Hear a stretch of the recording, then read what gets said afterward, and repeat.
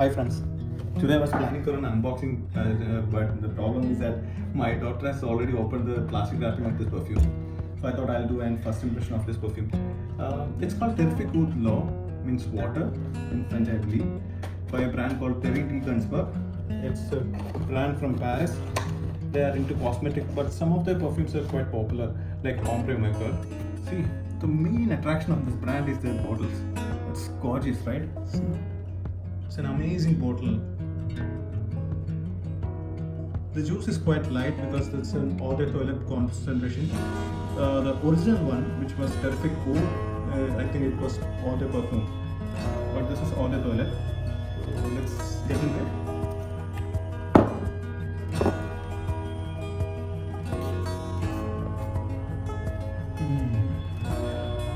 Let me try it on my hand.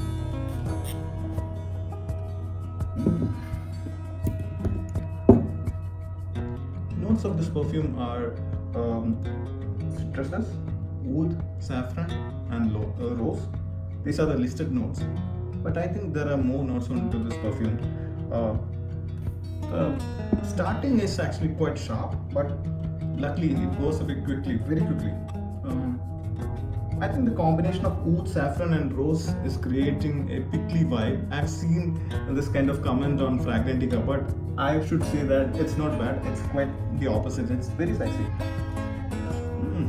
It's a nice perfume. I think it will be better for as a nightwear or a party wear. It's not a heavy scent because I think it's a eau de toilette concentration, but it's quite nice.